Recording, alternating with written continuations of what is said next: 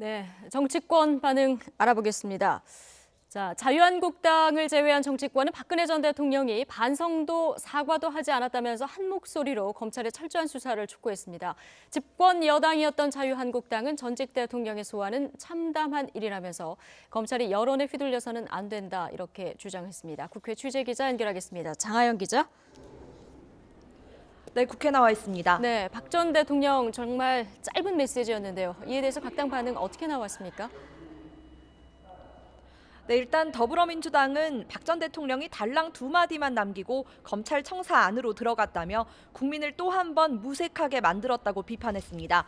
윤관석 수석 대변인은 박 전 대통령이 지난번 청와대 퇴거 이후 워낙 강력한 불복 메시지를 냈기 때문에 오늘 조사에서도 혐의를 일체 부인할 걸로 보인다고 우려했습니다.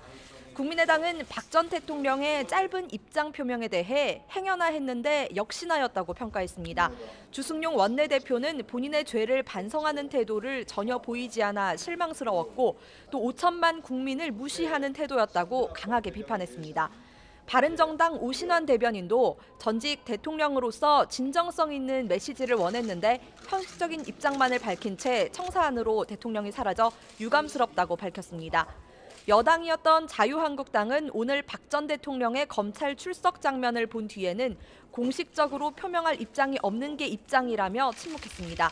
다만 정우택 원내대표는 사견을 전제로 국민이 박 전 대통령의 메시지를 기대했을 텐데 성실히 조사에 임하겠다 이 말만 한 것에 대해서 아쉬움을 느낄 걸로 본다고 밝혔습니다.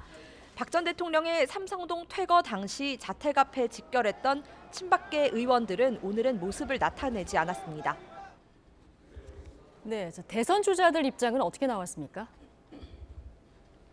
네, 더불어민주당 문재인 전 대표 측은 박 전 대통령이 더 이상 국민을 실망시켜서는 안 된다면서 진실규명이 국민통합의 첫걸음이다 이렇게 주장했습니다.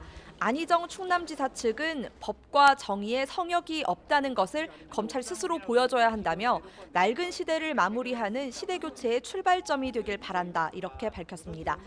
이재명 성남시장 측은 오늘 대선 주자들 가운데 가장 먼저 입장을 냈는데요. 혐의를 부인하고 증거 인멸마저 우려되는 박 전 대통령, 검찰이 구속 수사해야 한다는 목소리를 높였습니다. 국민의당 안철수 전 대표는 박근혜 전 대통령의 검찰 출석과 관련해 검찰이 법대로 철저하게 조사해야 한다고 촉구했습니다.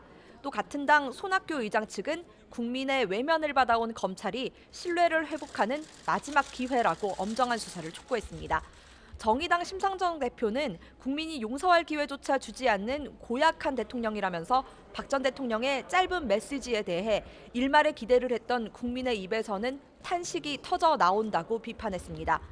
바른정당 남경필 경기도지사는 모든 국민은 법 앞에 평등하다고 입장을 냈습니다. 또 같은 당 유승민 의원 등 다른 대선 주자들 반응은 들어오는 대로 다시 전해드리겠습니다. 지금까지 국회에서 YTN 장하영입니다.